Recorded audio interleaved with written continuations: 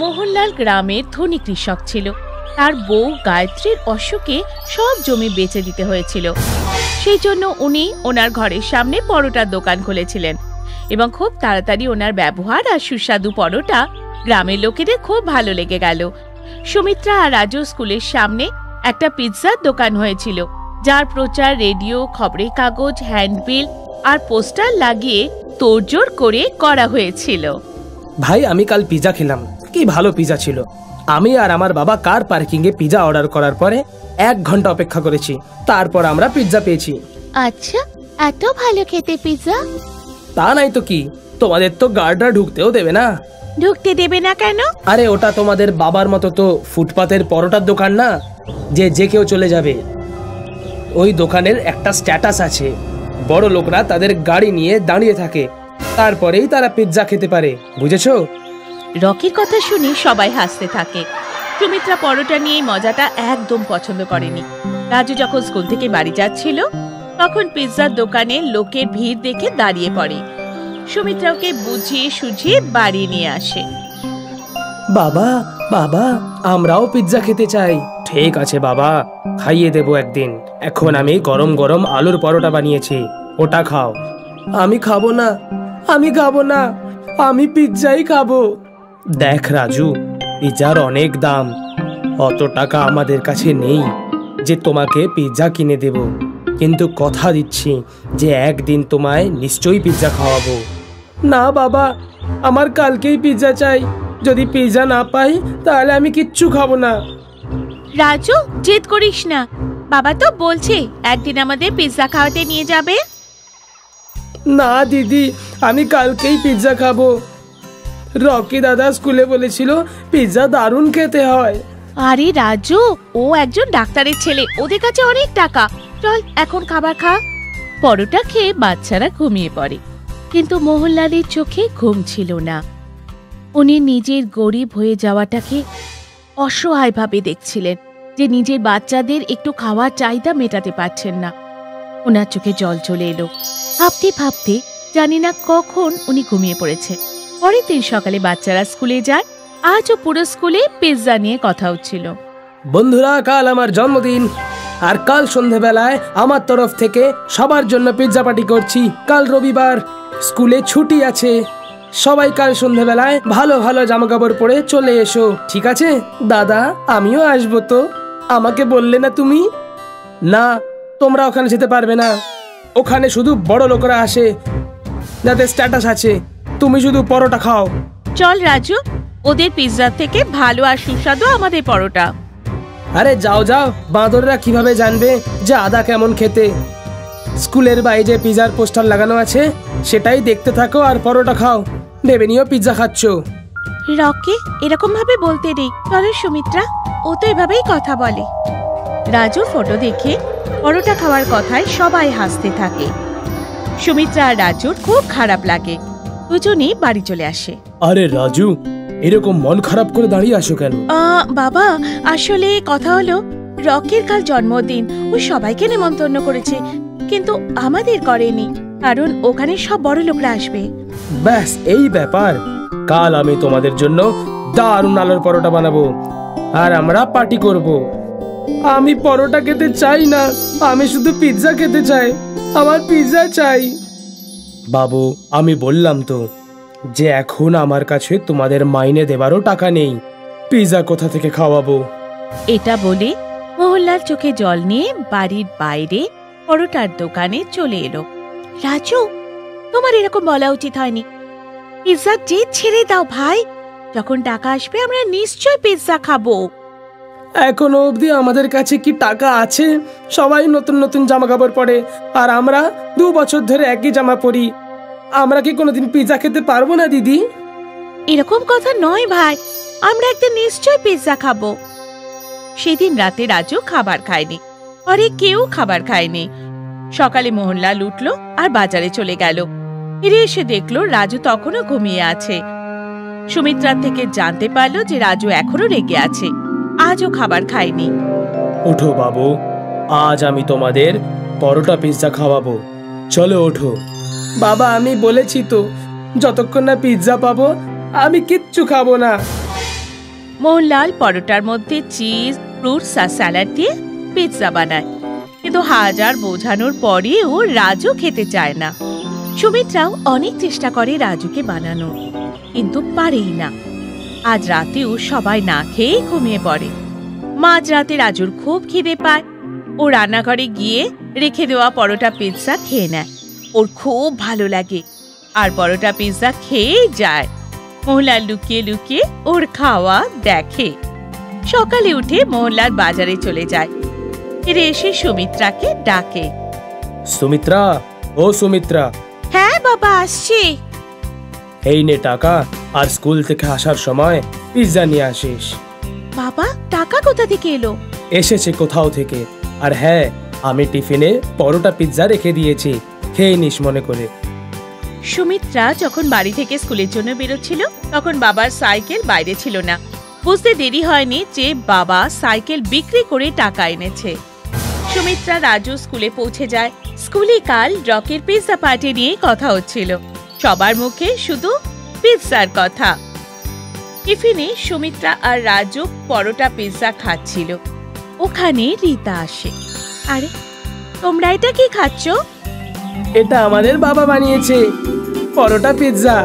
হ্যাঁ, এই special dish বাবা বানিয়েছে। নাও, তুমিও খাও, খুব ভালো খেতে। আরে বাহ, দারুণ পরোটা পিৎজা বানিয়েছে তো। এটা তো দারুণ পরোটা পিৎজা। এসো সবাই দেখো পরোটা পিৎজা। কাল পার্টির পিৎজা থেকেও অনেক বেশি ভালো খেতে। সুমিত্রা প্লিজ, আমাকেও এক টুকরো দাও না। হ্যাঁ হ্যাঁ রকি, এই নাও। বাহ, সত্যি দারুণ খেতে এটা পরোটা পিৎজা। এরকম তো আমি জীবনেও খাইনি। শিগগিরই পুরো গ্রামে পরোটা পিৎজার কথা ছড়িয়ে পড়ল। সুমিত্রা ওর বাবাকে পরোটা পিৎজা বানানোর কথা বলল। এখন ওদের দোকানে প্রচুর ভিড় হতে শুরু করলো। পিৎজার দোকানে গ্রাহকদের সংখ্যা ক্রমশ কমতে লাগলো। পিৎজার দোকান প্রায় বন্ধ হতে যাচ্ছিল। তখনই একদিন পিৎজার দোকানের মালিক নিজে মোহনলালের কাছে এলো। মোহনলাল বাবু, আপনার পরোটা পিৎজার খুব নাম শুনেছিলাম, আজ টেস্টও করলাম। সত্যি দারুণ খেতে। তোমার হাতে তো জাদু আছে। অনেক ধন্যবাদ। কেননা আমরা দুজনে মিলে কাজ করি। আপনি আমার দোকান চালাবেন, আমি ফান্ডিং আর মার্কেটিং দেখে নেব। যা লাভ হবে অর্ধেক অর্ধেক নিয়ে নেব। মোহনলালের এই প্রপোজাল ভালো লাগলো। দুজনে মিলে একসাথে কাজ করতে লাগলো।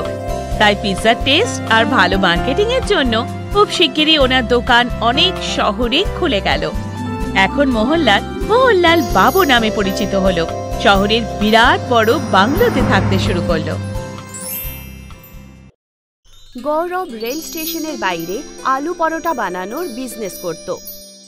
গরম গরম ফুলকপি আলুর পরোটা খেয়ে যান। গৌরবের বাড়িতে ওর মা, মেয়ে আর বউ ছিল। গৌরব সকাল থেকে বিকেল অবধি পরিশ্রম করত, কিন্তু তা সত্ত্বেও নিজের গরিবি দূর করতে পারছিল না। শোনো না, আলু পরোটা বানানোর জন্য না অনেক জিনিসের দরকার পড়ে। তুমি একটা কাজ করো, তুমি সাধারণ পরোটা বানিয়ে বিক্রি করো, যাতে আমাদের খরচা কম হবে আর রোজগারও অনেক বেশি হবে। না, আমি এটা করতে পারবো না। সাদা পরোটা খেতে কেউ ভালোবাসে না, বুঝেছো?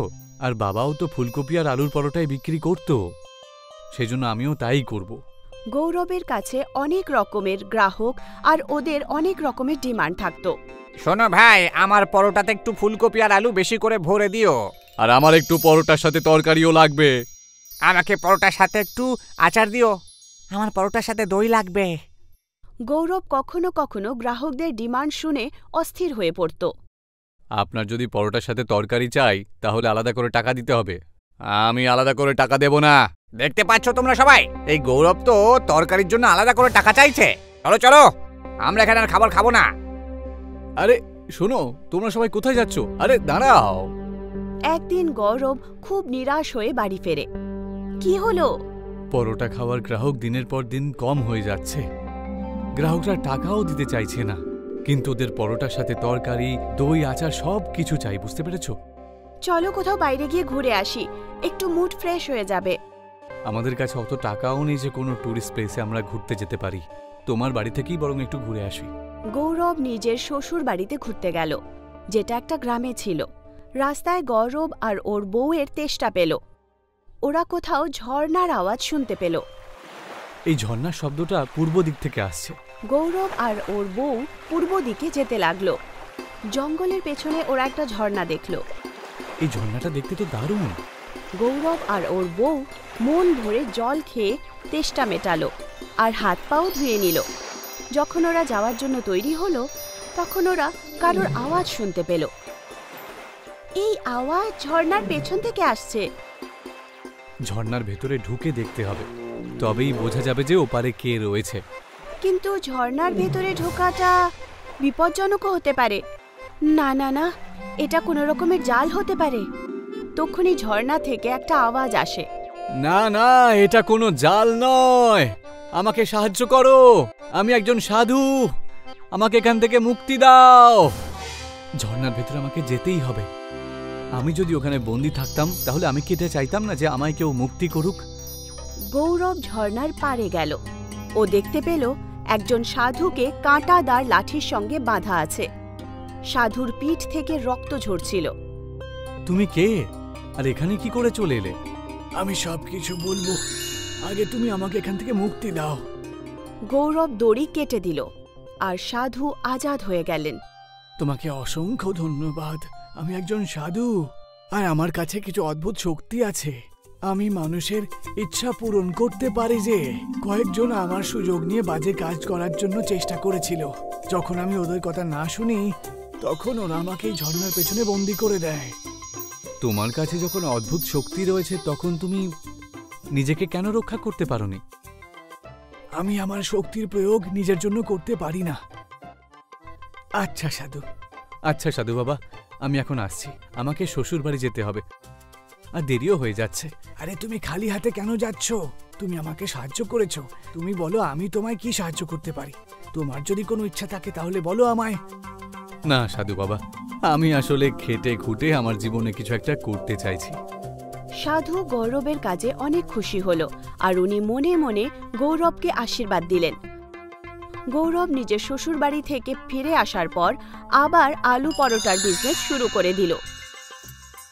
আসুন, গরম গরম ফুলকপি আলুর পরোটা খেয়ে যান। আসুন আসুন। গ্রাহক আবার অনেক রকমের ডিমান্ড করতে লাগলো। আরে ভাই, পরোটার সাথে আমার তরকারিও লাগবে। তরকারি তো আর নেই। তক্ষুনি হঠাৎ করে ওই পরোটার থালায় একটা সবজির বাটি রয়ে গেল। আমার পরোটার সাথে দই লাগবে। আমার কাছে দই নেই। আর তক্ষুনি ওই পরোটার থালায় এক বাটি দই চলে এলো। আমার পরোটার সাথে আচার লাগবে। আমার কাছে আচার নেই। এটা বলা মাত্রই ওই প্লেটে আচারের বাটি চলে এলো। সমস্ত লোকেদের মাথা ঘুরে গেল। এসব হচ্ছেটা কি? আমি তো এদেরকে তরকারি, দই আর আচার দিইনি, তাহলে এদের প্লেটে এসব চলে এলো কোত্থেকে? তক্ষুনি ওখানে ওই সাধু বাবা এলেন, যাকে গৌরব ঝর্ণার পেছনে গিয়ে আজাদ করেছিল। বাচ্চা, আমাকে দুটো পরোটা দাও তো, তরকারি, আচার আর দই দিয়ে দিও। এইটুকু বলে সাধু অদৃশ্য হয়ে গেলেন। গৌরব বুঝতে পারল যে এই সব চমৎকার ওই সাধু বাবার কারণেই হয়েছে। গৌরবের পরোটা খাওয়ার জন্য ওখানে ভিড় জমা হয়ে যায়। সবাই পরোটা খাওয়ার জন্য ওখানে চলে আসে। পরোটার সঙ্গে ওরা দই, সবজি, আচার সবকিছু ওরা পেয়ে যেত, আর ওরা মজা করে খেত। ওরা খুব খুশি হলো। গৌরব খুব ভালোভাবে পরোটার বিজনেস করে টাকা ইনকাম করলো। কয়েকদিনের মধ্যেই গৌরব ধনী লোক হয়ে গেল। গৌরব সবাইকে সবকিছু সত্যি বলে ফেলল যে এই চমৎকার একজন সাধুর কারণে হয়েছে, যে নাকি গৌরব ঝর্ণার পেছনে গিয়ে মুক্ত করেছিল। ওই সাধু ঝর্ণার কাছেই ধ্যানে বসে তপস্যা করতে লাগলেন। গৌরবের পাশেই দীপক নামের একজন লোক ঠেলা লাগাতো। দীপকও পরোটাই বিক্রি করত। দীপক ভাবল যে যদি ও গৌরবের মতো বরদান পেয়ে যায় তাহলে ও তাড়াতাড়ি ধনী হয়ে উঠবে। দীপক গৌরবের কাছে গেল, আর ও কথায় কথায় ওই জায়গাটার কথা জানতে পারল যেখানে ঝর্ণা ছিল। দীপক বন্দুক নিয়ে সাধুর কাছে পৌঁছল। তুমি কে, আর এখানে কেন এসেছো? শোন বুড়ো, আমার নাম হলো দীপক। আমি গৌরবের পাশেই আমার ঠেলাটা লাগাই। তুই গৌরবকে বরদান দিয়ে খুব খারাপ করেছিস। তুমি ভুল ভাবছো। গৌরব একজন ভালো মানুষ আর পরিশ্রমী মানুষ। ও আমার কাছ থেকে কোনো বরদান চায়নি। আমি শুধু ওকে এই বরই দিয়েছি যে ও যেন সারা জীবন সুখে থাকতে পারে। আমার সামনে বেশি ফটর ফটর করিস না তো বুড়ো। চুপচাপ আমাকেও লাখপতি হওয়ার জন্য আশীর্বাদ দে, না হলে বন্দুকের গুলি দিয়ে তোর খুলি উড়িয়ে দেব। এইভাবে আশীর্বাদ প্রাপ্ত করা যায় না। মনে হচ্ছে তুই এইভাবে কথা শুনবি না। দীপক সাধুর গলা টিপে ধরল আর ওর গলা টিপতে টিপতে ওকে বলল, তাড়াতাড়ি আশীর্বাদ দে, না হলে আমি তোকে প্রাণে মেরে ফেলবো। ঠিক আছে, আমি তোকে আশীর্বাদ দিচ্ছি। দীপক ফিরে আসার পর অনেক খুশি হয়ে নিজের ঠেলা লাগালো। দীপক যখন গ্রাহকদের প্লেটে পরোটা দিত, তখন প্লেটে পরোটার জায়গায় সাপ চলে আসে। যতবার দীপক প্লেটে পরোটা রাখে, প্রত্যেকবার পরিণাম সেটাই হচ্ছিল। লোকেরা দীপকের পরোটা একদম খাওয়া ছেড়ে দিল। এখন সমস্ত গ্রাহক গৌরবের ঠেলাতে গিয়ে খেত। আর গৌরব দেখল যে গ্রাহকদের সংখ্যা অনেক বেড়ে গেছে। তখন গৌরব 2টো চাকর রেখে একটা রেস্টুরেন্ট খুলে ফেলল আর এইভাবে নিজের পরিশ্রম দিয়ে সততার সঙ্গে নিজের জীবন ভালো করে তুলল। তারা সিং নিজের গ্রামে ঠেলাতে আলু পরোটা বিক্রি করত। আসুন আসুন আসুন, গরম গরম শুদ্ধ ডালদা ঘিয়ের পরোটা খান। মীরগঞ্জের আলু আছে আর কিশনগঞ্জের আদা। স্বাদ নিয়ে দেখুন তারার পরোটা। তারার ঠেলায় সব সময় লোকেদের ভিড় জমা হতো। তারা আর শ্বেতা আলু পরোটা বিক্রি করেই অনেক ভালো রোজগার করত। তাদের মেয়ে মিনা গ্রামের সবচেয়ে দামি স্কুলে পড়াশোনা করত। একদিন রাত্রিবেলা যখন তারার পরিবার ঘুমিয়েছিল, তখন হঠাৎ করে কেউ তাদের দরজায় ধাক্কা দেয়। রাত্রি 12টা বাজছে গো, এত রাত্রিবেলা কে হতে পারে? আমি গিয়ে দেখছি। তারা দরজা খুলে দেয়। তখন সে দেখতে পায় যে তার খুড়তুতো ভাই আকাশ দাঁড়িয়ে আছে। কি হলো আকাশ, এত রাত্রে এখানে? কি ব্যাপার? তারা ভাই, আমার স্ত্রীর শরীরটা খুব খারাপ। তুমি কি 1500 টাকা দিয়ে আমাকে সাহায্য করতে পারবে? হ্যাঁ হ্যাঁ, অবশ্যই দেব। তুমি শুধু 5 মিনিট দাঁড়াও, তোমার পয়সা আমি খুব তাড়াতাড়ি ফেরত দিয়ে দেবো। আরে পয়সা ফেরত দেবার কথা আমাকে বলতে হবে না, নিজের স্ত্রীকে গিয়ে আগে সুস্থ করে তোলো, যাও। তারার খুড়তুতো ভাই আকাশ তারাকে খুব হিংসে করত, কিন্তু সাহায্য চাওয়ার জন্য সবসময় তার কাছেই আসতো। ডাক্তারের চলে যাওয়ার পরই আকাশ নিজের রাগ নিজের স্ত্রী মাধুরীর ওপরে ফেলে দেয়। আজকে তোমার জন্য আমাকে আবার ওই অহংকারী তারার কাছে যেতে হলো। তুমি যদি অসুস্থ না হতে, তাহলে আজকে আমাকে তারার সামনে হাত জড়ো করতে হতো না। তুমি তারা দাদার ব্যাপারে এরকম কেন ভাবো? উনি একটু অহংকারী নয়।